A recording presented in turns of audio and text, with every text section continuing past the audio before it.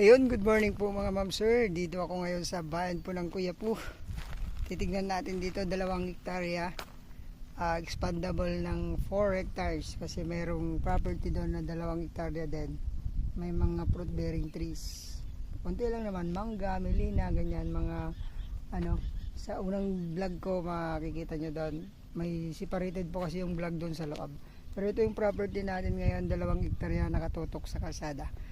Title property, seller name po ito. Tara, tingnan po natin, bayan po ng Kuya po, 2 hektarya. Ayan po yung property natin mga ma'am sir, along irrigated road. Irrigation, rather. Ito yung barangay road natin. Kagandahan po ng property, nakatutok sa irrigation. Tapos along cemented road na napakahaba, hanggang dun po sa may akasya. Estimated frontage natin, nasa 400 to 500 meters po yung kanyang frontage. Yan po yung property sa may poste pa ganun po. Ayan yung walang tanim, diretso doon. Yan po yung property na inaalok ko ngayon sa inyo. Doon po yung ating 2 hektarya na sinasabi. Sa likod niyang may mga mangga, akasya.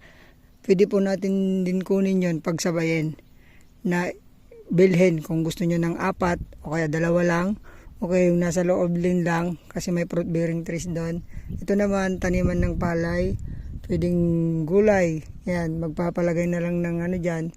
Ngayong panahon na ito, wala pa namang tubig so far. Pero sabi naman ni Kuya, may daw ata may ginagawa banda doon. So yun, kaya walang tubig tong part na to ngayon. So yung property natin, flat na flat. Lakarin po natin yung ating frontage mga ma'am sir. Ang haba po. Dadaanan ko po mamaya yung seller para makausap ng personal. Kasi yung kasama po natin, siyempre mas okay po na makausap natin yung seller nito.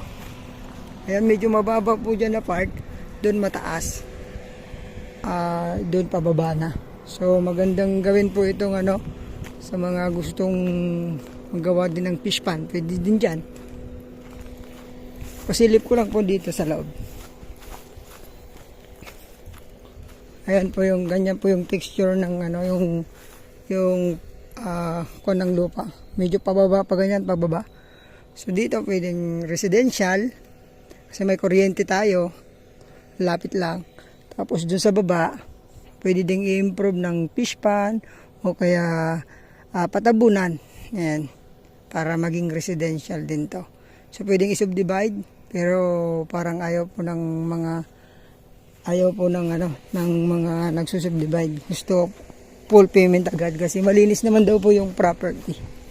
Ayan, along barangay rough road pala pero makakapasok po yung followers natin. From provincial road to wala pang siguro wala pang 1 kilometro mga ma'am sir. Lapit din, tapos cemented road na sa bungad.